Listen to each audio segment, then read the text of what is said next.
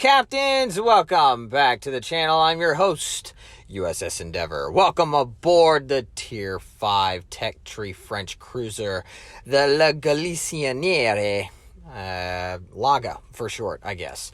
But we're going to take a look at the ship stats, the commander, all the fun stuff, and then we're going to look at some gameplay. And if you looked at the thumbnail, it looks identical to the Emile Bertin as far as the thumbnail goes, and for the most part it was, because the ending is exactly the same as that one. We get a Confederate and 4 kills. So, I don't know, I'm not intentionally meaning for this to happen, but kind of makes it easier for my editing. So anyway, let's take a look at the commander, shall we? This is the same as in the last two, André Lemonnier, except in the third perk slot, we have elected to increase our AP shell characteristics a little bit, so we get a little bit of a drop in speed, but not much. Aiming systems mod 1 in the first slot, and in the second, now that we get that propulsion mod. Man, I love that thing. It really helps me get up to speed. Helps me adjust my speed whenever I'm in game. I love this mod altogether. Our sonar has now gone up for detection of ships to 4 kilometers. So that is very helpful and useful. And now we are equipped with the engine speed boost, which gives us a 15% increase to what we'll see in our base stats. On to the ship stats individually themselves. 27,300. So we've finally gotten a little bit more than what we're used to, although it's kind of in the same ballpark. Our torpedo damage reduction has increased to 10%, and our armor is getting a little thicker, but I mean, when you get a little bit thicker than paper thin, then, you know, it's not that much of an upgrade.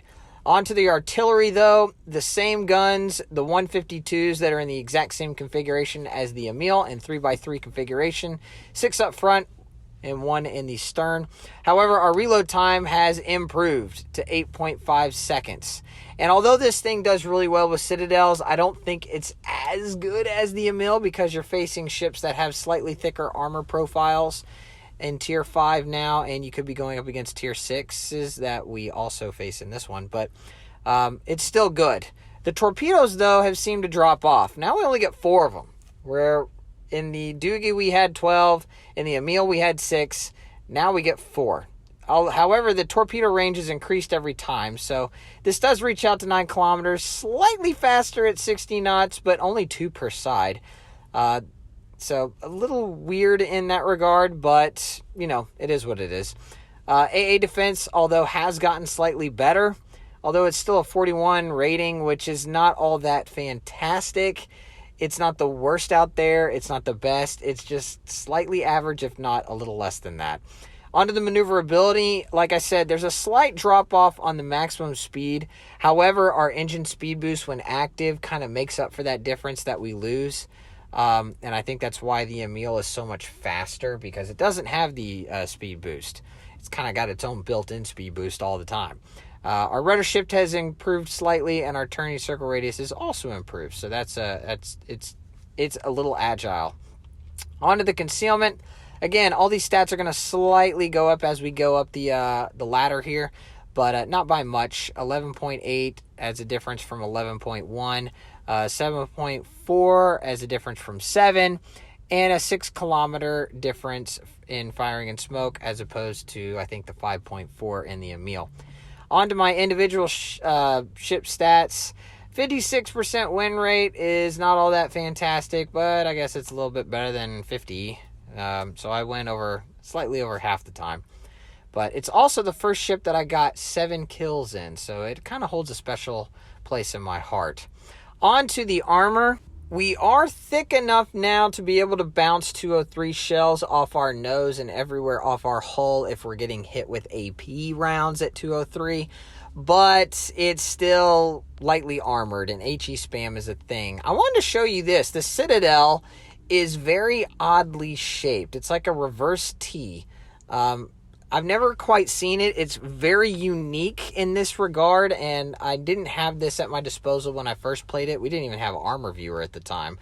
But there are sections of it that are slightly above the waterline, and if you see right below the bridge, there's that thicker section that if battleships hit just right, they could Citadels flat broadside. But it can also overpin if you're hitting all the blue areas too.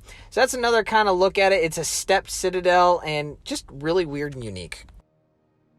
All right, captains, here we go. We're in the Galissonnière. We're on the map New Dawn. Unfortunately, it's a capture the base mode, so no real objectives except for our individual bases, which I just don't like because you just never know what the team's going to do. And speaking of not knowing what to really do, we're in a Tier 5, Tier 6 match. It's pretty evenly spaced out as far as destroyers and cruisers and battleships, and there is a carrier in this match. So I'm literally smack dab in the middle of the map. So I could go either way. However, we're a little light on ships on the left-hand side. So I'm going to go support over there. And I just kind of want to point this out real quick. We only have 2 destroyers on our team. So this destroyer who spawned mid doesn't need to go on the right-hand side. We already have a destroyer over there. And overloading, if you saw in the Emil video, pushing all of your destroyers on one side of the map is not a good play. However, because we have the carrier is going to spot on the left-hand side, so it kind of makes up the difference. But as a general rule of thumb, space out your destroyers, people. Here, the Nagato goes broadside right off the bat on the Reds and pays the ultimate price just about from the Kirkacholi and the Colorado. This is another reason why I highly recommend, now that you're, the Nagato's a Tier 6 and has the ability to be equipped with the concealment mod, and all battleships now have that at their disposal. So I would just say, if you're in a Tier 6 and above in a battleship, the concealment mod is a really strong mod to select because it allows you to make those turns relatively safely. However, this is a map that is a little bit smaller, and because detections are a little bit bigger for battleships, especially Tier 6s in a smaller map variant, he probably didn't have that equipped, which is why he got spotted. But then again, the carrier was also flying that direction, so he probably, even if he had it, still got spotted. And it's neither here nor there. It's just a little hint or a tip for battleship players. That's what I use for mine. But anyway, on to the actual game itself. We were able to finish off the Nagato, but as you saw, we definitely didn't do the massive damage. We only have 8,000 to our name with a kill. But we're going to make up the difference for that, and we're going to start spreading love around here. This Dallas that's way out there, I was shooting HE, but he is staying flat broadside, so we're going to switch to the AP. And we take a shot with the AP with our first salvo, heading out there and get a citadel. Unfortunately, we also take out his engine briefly, and that shot that probably would have hit him ends up flying a little bit. I aimed right, but because he got hit and lost his engine, he slowed down automatically, and that one shell salvo just kind of whiffed. But he's getting really, really low. We don't exactly get to take him out. The Colorado does, but did a lot of damage against him. And there, the Viserys is right next to our destroyer, who decided to just run straight in there. I guess that was the same destroyer that decided to move right and then change his mind and went straight up mid and is now in their cap. And that's also a play that I wouldn't exactly make. You don't need to bum rush their cap right off the bat if you're in a destroyer. As we get a citadel against this Ramat way out there. But now he's starting to smoke up, and I don't know what happened to those back shells, but I'm thinking he's going to stop, but maybe he lost his engine and he's slowly drifting forward. We don't quite get any more citadels, so we take a blind shot, hoping that we might be able to get it, but because of the island there, I think these are going to fly over him, which they do, but he gets taken out by the torpedo anyway. So our destroyer unfortunately gets taken out. We have no more destroyers on our team, and they have both, including this Viserys, which is right in front of us, but we're so close to the cap. We really need to take him out, but he's not shooting at us. I don't know if his guns are turned around enough to be able to do that. So I can only assume torpedoes are on their way. So I'm going to make that turn into the right as we start getting onto the base. And there is the carrier that we're going to start focusing with AP and get a citadel while dodging those aforementioned torpedoes from the Viserys. And I'm just going to kind of chill here and keep peppering this Ryujo until he is off the map. Can we get any more citadels against him? This salvo is a no. But now he's starting to move forward, and I think he's turning out, which is going to expose more of his broadside, and we get another citadel and the kill on the carrier. So there's 3 kills right there while we're on the cap. And if you look at the ship layout, it looks like this is going to be a quick one.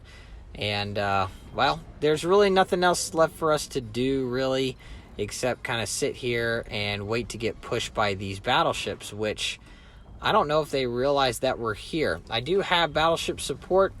If you look at the mini-map just right off of my port side on the left, right there, he's coming in to support me, the Caricachole, who is full health. I mean, we've pretty much been ignored on this side of the map for the most part and cleaned it up rather well. And that's reflective in the ship count. So I'm just kind of patiently waiting here for anybody else to make a maneuver over here. Although we don't have the torpedoes at our disposal like I would like. We only got 2 per side. The New Mexico is actually backing up into this space, so we're going to go ahead and throw those on the line, and hopefully he just keeps coming this way. And now that his stern is exposed, we're going to take a shot, immediately setting him on fire.